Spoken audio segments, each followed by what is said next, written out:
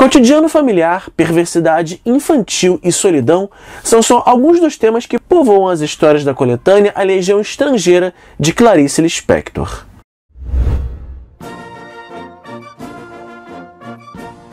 Em setembro de 1964, Clarice Lispector publicava, através da editora do autor, sua segunda coletânea de contos, A Legião Estrangeira, cuja chegada ao mercado editorial acabou sendo ofuscada pelo sucesso de outro livro seu, o romance A Paixão Segundo GH, publicado pela mesma editora naquele ano. Enquanto as ruas do Brasil convulsionavam em protestos contra o golpe militar, Clarice buscou estimular uma guerrilha interna, íntima em seus leitores, ao apresentar 13 contos que têm como tema em comum o desabrochar de relações, como o do ser humano com animais em Macacos e Tentação, entre faixas etárias distintas, a exemplo de evolução de uma miopia, e até mesmo nas relações de gênero, conforme acompanhamos no conto A Mensagem. Como bem observa a professora e escritora Marília Lebrandi no pós-fácil dessa edição, A Legião Estrangeira pode ser entendido como um tratado sobre relações, com potencial para provocar o leitor a refletir e até mesmo ressignificar conceitos de convivência.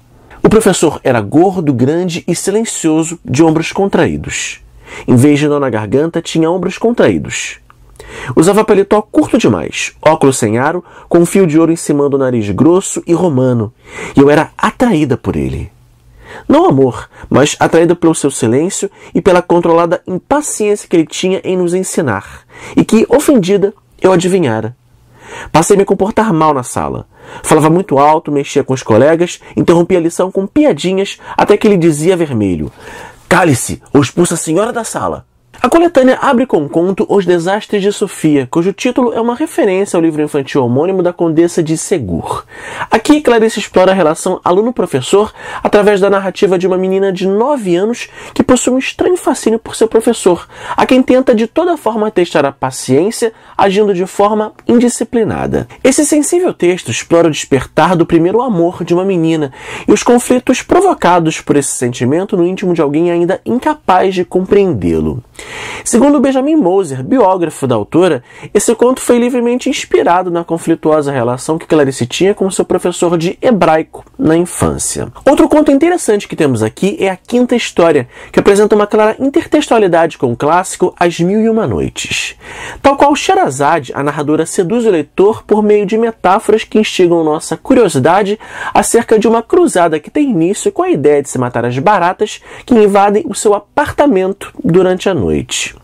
Cada vez que a história é recontada, novos elementos e perspectivas são acrescidos, até a derradeira quinta versão, que remete imediatamente ao começo de tudo, gerando uma espécie de narrativa infinita.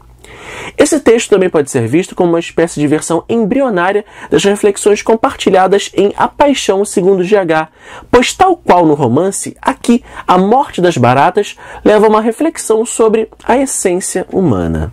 Agora estou muito ocupado. Eu lhe dou dinheiro e você toma o trem para o Rio, ouviu? Volta para a casa de minha mãe, chega lá e diz: "Casa de Arnaldo não é asilo, viu? Aqui não tem lugar." Diz assim: "Casa de Arnaldo não é asilo não, viu?" Mocinha pegou no dinheiro e dirigiu-se à porta.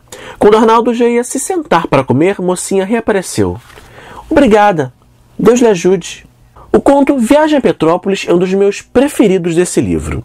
Acompanhamos nessa comovente história a trajetória de Mocinha, uma idosa que após a perda do marido e dos filhos é acolhida por uma família de Botafogo no Rio de Janeiro, mas que, cansados de sua presença, decidem enviá-la para a casa de parentes em Petrópolis, na região serrana do estado. Esse texto trata da invisibilidade e do abandono social da pessoa idosa na sociedade moderna e capitalista, que tende a valorizar apenas a juventude que alimenta sua cadeia produtiva, uma conduta que parece desprezar o próprio ciclo da natureza humana. Já a questão da amizade é tema de 2 contos com perspectivas bem distintas. Em A Solução, temos a relação de amor e ódio entre as datilógrafas Almira e Alice, cujo desenlace ganha contornos violentos e propõe uma reflexão sobre amizades tóxicas e unilaterais.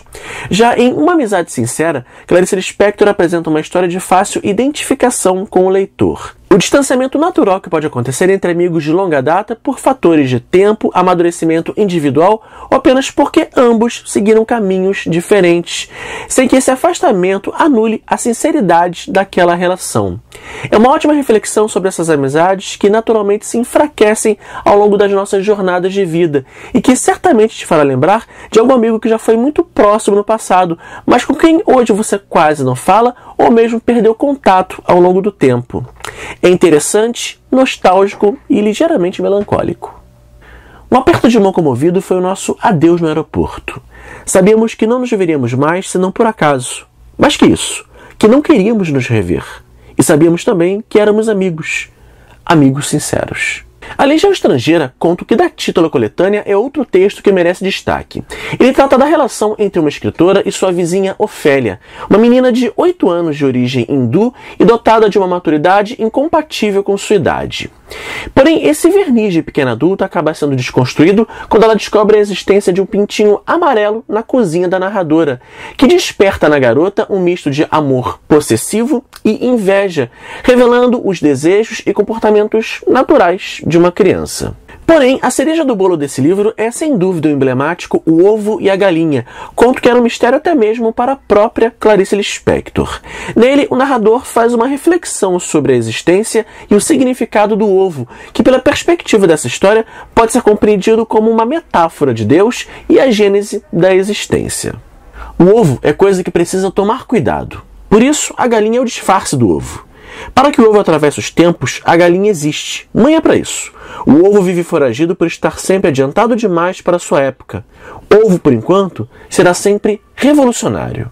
A publicação original de A Legião Estrangeira era dividida em 2 seções. A primeira contendo os contos e a segunda intitulada Fundo de Gaveta, composta por crônicas, pequenos textos ficcionais e fragmentos de ensaios, que foi removida a partir da segunda edição do livro e somente resgatada em 1978 como parte da coletânea póstuma Para Não Esquecer. Através das 3 histórias que encontramos atualmente nesse volume, Clarice Lispector parece se apropriar da psicanálise ao apresentar textos que propõem uma espécie de investigação da psique humana, pois cada conto desse livro possui chaves capazes de revolver o íntimo do leitor e instigar reflexões.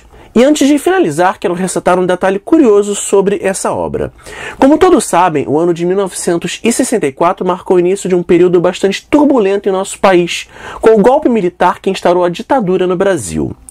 Considerando esse contexto, chama a atenção que Clarice tem dedicado esse livro à psicóloga Inês Bizochet, de forte atuação na militância de esquerda e que, assim como a autora, possui a origem judaica e estrangeira. O título da coletânea também salta aos olhos, pois faz uma alusão ao destacamento militar formado por voluntários estrangeiros que atuam como soldados mercenários de aluguel em conflitos armados. Juntando essas informações e comparando com o cenário brasileiro daquele período, não fica difícil notar que Clarice Lispector sinalizou um corajoso posicionamento político através dessa publicação. A Legião Estrangeira é publicado pela editora Rocco e nessa edição comemorativa do centenário de nascimento da autora, traz na arte de capa a Tela Gruta, pintura feita a óleo sobre madeira por Clarice Lispector entre os anos de 1973 e 1975 e que também serviu de capa para a edição comemorativa do romance A Cidade Sitiada. Aqui na descrição do vídeo você vai encontrar um link para adquirir esse livro através do site da Amazon. Lembrando que ao comprar através dele você estará ajudando o canal e desde já eu agradeço. Se você gostou do vídeo, não esqueça de dar aquele joinha, comentar, se inscrever aqui no canal e também de me seguir nas redes sociais. Vejo vocês nos próximos vídeos. Tchau, tchau!